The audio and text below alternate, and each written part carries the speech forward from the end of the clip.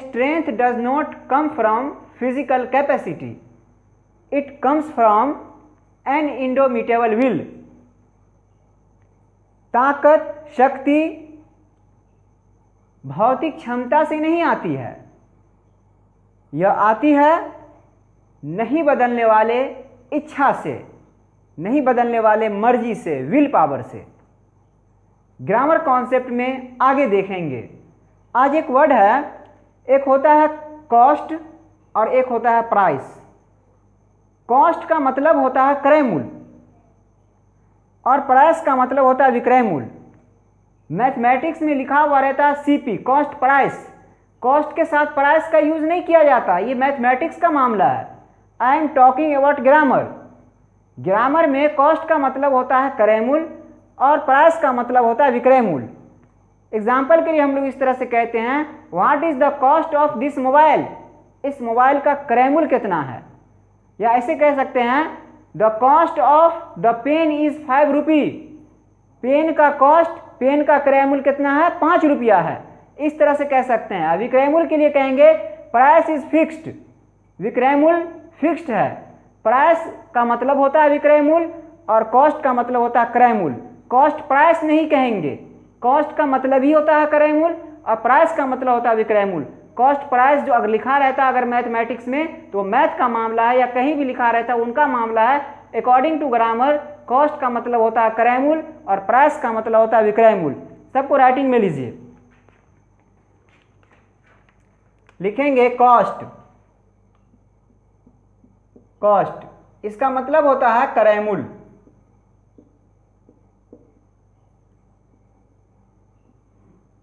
Example होगा, what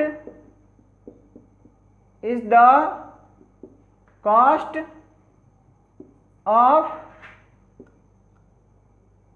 of this mobile. Cost के साथ प्राइस नहीं लगाएंगे, what is the cost price of this mobile कहेंगे तो गलत हो जाएगा ग्रामर के हिसाब से। What is the cost of this mobile, इस मोबाइल का कॉस्ट क्या है, क्रय मूल्य क्या है। और एक और एग्जाम्पल लिख लेंगे, पहला एग्जाम्पल था ये, दूसरा एग्जाम्पल है, the cost of the pen is 5 rupee. क्या है, पेन का क्रय मूल्य 5 रुपया है। अब देखते हैं प्राइस को।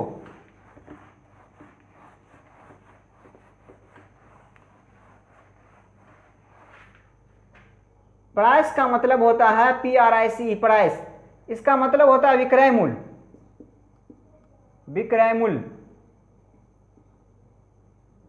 इस तरह से बोलते हैं price is fixed, price is fixed. क्या है, विक्रय मूल्य फिक्स्ड है। ऐसे बोल सकते हैं, व्हाट इज द पहला एग्जांपल था ये दूसरा एग्जांपल है, what is the price of this pen, इस पेन का प्राइस क्या है, विक्रय मूल्य क्या है। और आगे देखते हैं, एक वर्ड है नो रूम।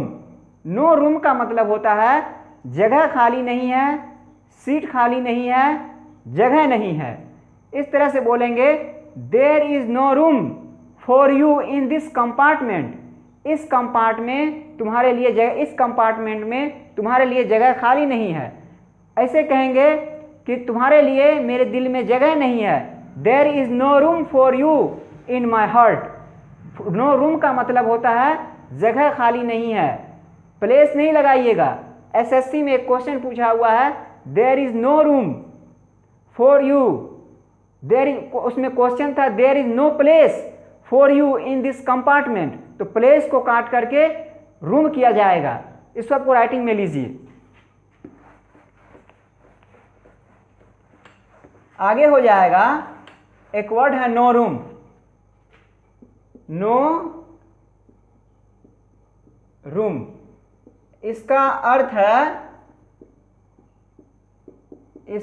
है क्या है, जगह खाली नहीं है, जगह खाली नहीं है। या क्या कह सकते हैं, जगह नहीं है, जगह नहीं है, या क्या कह सकते हैं, सीट नहीं है, सीट खाली नहीं है या सीट नहीं है, सीट खाली नहीं है। एग्जाम्पल में क्या लिख सकते हैं, एग्जाम्पल में लिख सकते हैं, एक एसएससी का पूछा हुआ क्वेश्चन है, there is no place for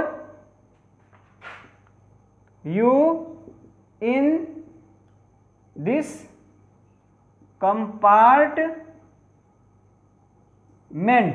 तो यहां पे क्या हो जाएगा, प्लेस नहीं होगा, यहां पे क्या हो जाएगा, रूम हो जाएगा, room. There is no room, no room का मतलब ही होता है जगह खाली नहीं है। और एग्जाम्पल एक तो देख लेंगे, इस तरह से भी बोल सकते हैं कि मेरे दिल में तुम्हारे लिए जगह नहीं है। इसको किस तरह से बोलेंगे, देयर इज, इसको किस तरह से बोलेंगे, there is no room for you in my heart, मेरे दिल में तुम्हारे लिए जगह नहीं है। ये पहला एग्जाम्पल था, ये दूसरा एग्जाम्पल है, ये पूछा हुआ एसएससी का क्वेश्चन। अगला कॉन्सेप्ट देखेंगे आप, अगला कॉन्सेप्ट है सबूत का इंग्लिश विटनेस भी होता है और एविडेंस भी होता है।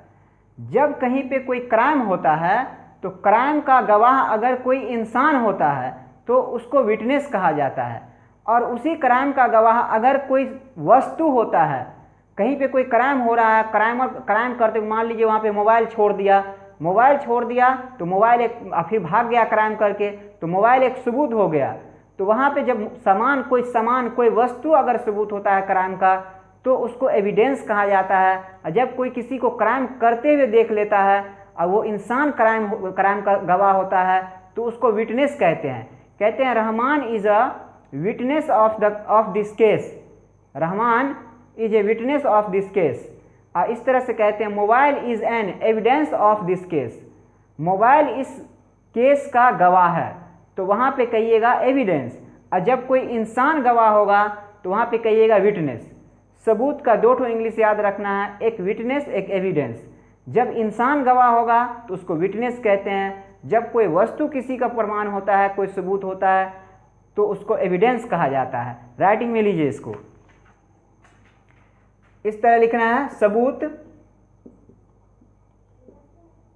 सबूत का दो इंग्लिश है, एक है विटनेस WITNESS विटनेस, एक है एविडेंस EVIDENCE एविडेंस। ये किसके लिए है, ये व्यक्ति के लिए है, ये व्यक्ति के लिए विटनेस, और ये किसके लिए है, ये वस्तु के लिए है। जब वस्तु होगा वस्तु सबूत होगा तो एविडेंस बोलिएगा। यहाँ पे एग्जाम्पल क्या लिख सकते हैं, यहाँ पे एग्जाम्पल लिख सकते हैं, Rahman is a witness of this case, इस केस का एक गवाह कौन है, रहमान है। और इस तरह से बोलते हैं mobile is an evidence of this case.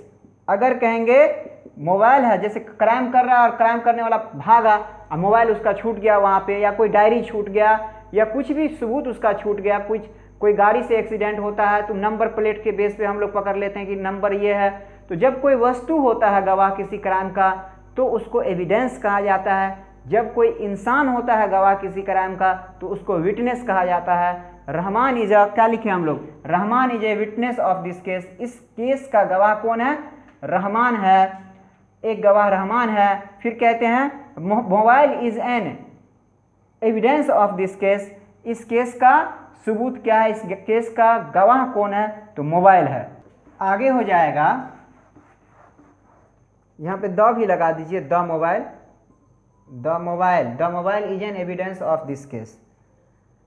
आगे हो जाएगा, और एक इसका एग्जाम्पल देख लेते हैं, एविडेंस से रिलेटेड और एग्जाम्पल एक देख लेते हैं। एविडेंस से रिलेटेड। इसका एग्जांपल एक और देख लेते हैं। The watch of the criminal is evidence. क्या है, क्रिमिनल जो है क्राइम करके जा रहे थे कहीं, तो उनका घड़ी छूट गया वहां पे, तो क्या हो गया, सबूत हो गया। The watch of the criminal is evidence, सबूत है वो। अब आगे देखते हैं, अगला हो जाएगा, एक वर्ड है वर्क। वर्क का मतलब होता है कार्य, काम जिसको कहते हैं हम लोग, काम जो करते हैं, कार्य। इस कंडीशन में ये सिंगुलर रहेगा। और वर्क का मतलब कलाकृति भी होता है। यहाँ पे जब कलाकृति होगा तो वो सिंगुलर भी रह सकता है, प्लुरल भी रह सकता है। कलाकृति मतलब रचना, जो कृति, कोई राइटर लोग जो बुक लिखते हैं वो कलाकृति, रचना हुआ उसका। जैसे गोदान क्या है, गोदान एक कलाकृति, एक रचना है। तो Godan is a work of Premchandra. क्या है, गोदान जो है प्रेमचंद का रचना है, कलाकृति है। या जब प्लुरल होगा तो क्या होगा, गोदान एंड गवन आर वर्क्स ऑफ प्रेमचंद। गोदान और गवन दोनों प्रेमचंद का की लिखी हुई पुस्तक है। तो कहें गोदान और गवन प्रेमचंद का क्या है, कृति है, कलाकृति है, रचना है। इसको राइटिंग में लेंगे।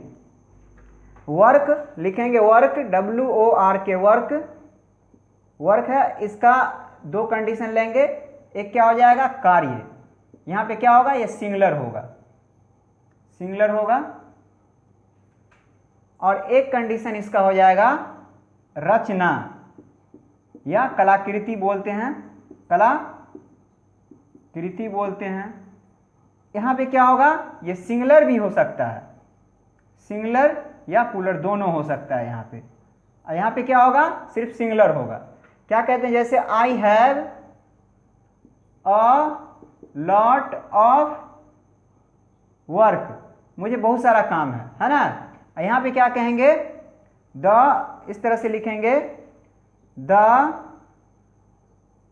गोदान is a work of Premchand. Premchand एक राइटर हैं। द गोदान उनका लिखा हुआ क्या है, एक पुस्तक है। क्या बोलेंगे, the Godan is a work of Premchand. Premchandra का एक कृति क्या है, गोदान है। या जो इसको प्लुरल में बना, इस तरह से लिखेंगे, दो ठो किताब रहेगा तो क्या लिखेंगे, द गोदान, यहाँ पे लिख देते हैं। ये पहला एग्जाम्पल था। दूसरा एग्जाम्पल यहाँ पे लिख, द गोदान एंड गवन, GAVAN, गवन आर वर्क्स ऑफ प्रेमचंद। मतलब क्या है, इसमें मैंने क्या कहा कि जब इसका मतलब रचना होगा, जब इसका मतलब कलाकृति होगा, वर्क का मतलब, तो वो सिंगुलर प्लुरल दोनों होगा, दोनों कंडीशन में रह सकता है। सिंगुलर रहेगा, यहाँ पे सिंगुलर एक किताब की बात हो रही है तो इज लगाए हैं। The Godan is a work of Premchand लिखे हैं। यहाँ पर एक से ज्यादा किताब है, एक गोदान है, एक गवन है। तो द गोदान एंड गवन आर वर्क्स ऑफ प्रेमचंद। गोदान और गवन किनका कृति है, किनकी रचना है, प्रेमचंद्र की रचना है। यहाँ पे एक से ज्यादा है, यहाँ पे प्लुरल है। यहाँ पे एक पुस्तक की बात हो रही है, एक किताब की बात हो रही है, सिंगुलर है। और वर्क जब सिंगुलर रहेगा तो उसका मतलब क्या होगा, कार्य होगा। I have a lot of work, मेरे पास, मुझे आज बहुत सारा काम है, लॉट ऑफ वर्क है।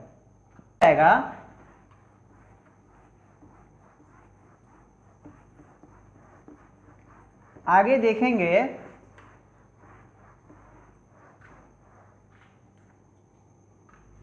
Word, WORD, word. ये जब सिंगुलर होगा तो इसका मतलब होगा वचन।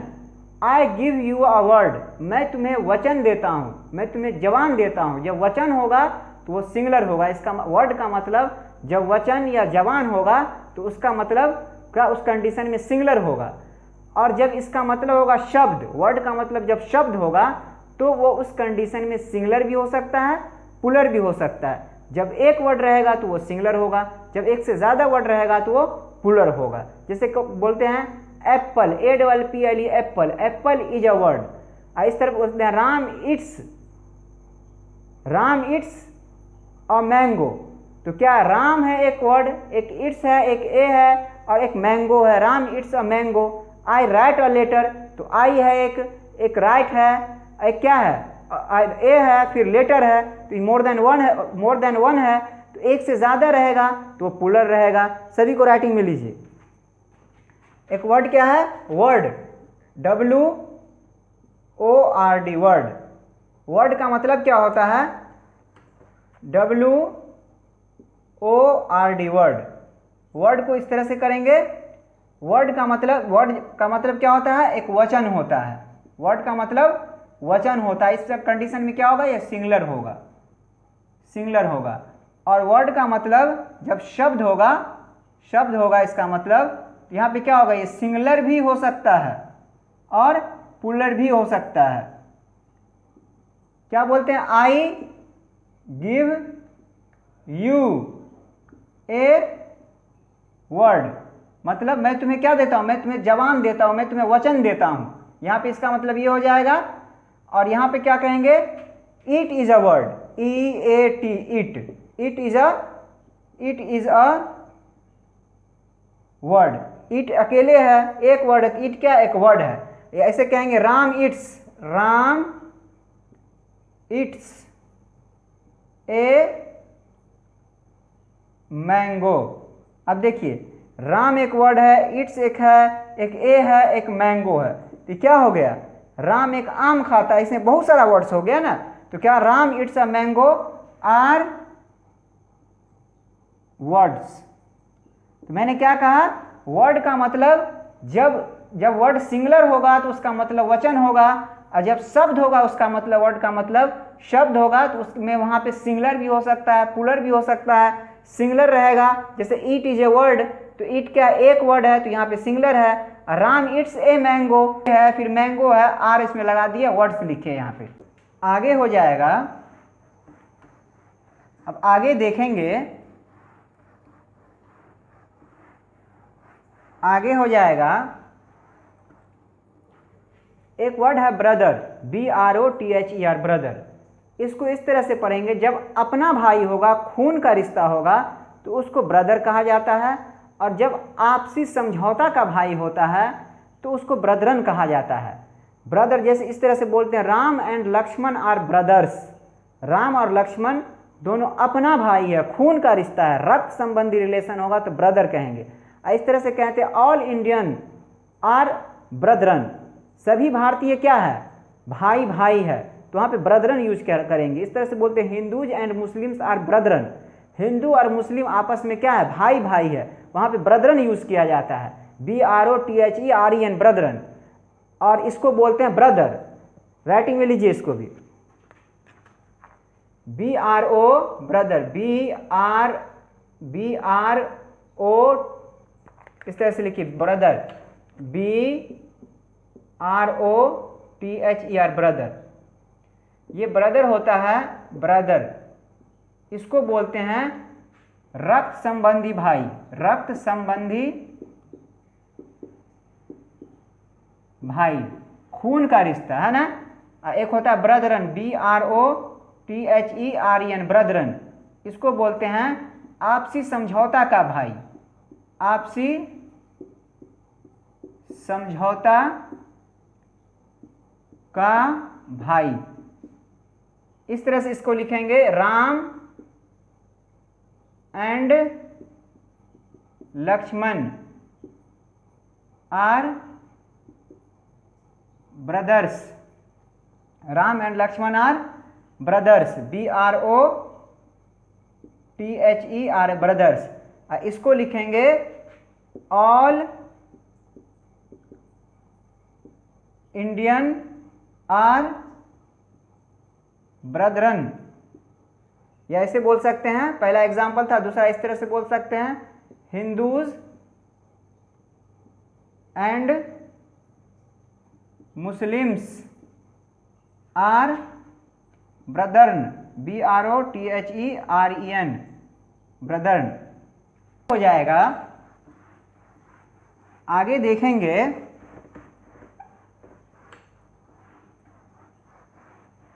अगला कॉन्सेप्ट है एक वर्ड है जीनियस। जीनियस को एक होता है जीनियसेस, इसका मतलब होता है एक से अधिक कुशाग्र बुद्धि, एक से ज़्यादा इंटेलिजेंट बुद्धि वाले को जीनियसेस कहा जाता है। एक होता है जिन्नी, इसका मतलब होता है भूत प्रेत। तो वहाँ पे कह सकते हैं जीनियसेस का मतलब India has produced many geniuses, Bharat ने बहुत सारे बुद्धि वाले को, एक से अधिक तेज बुद्धि वाले को जन्म दिया है।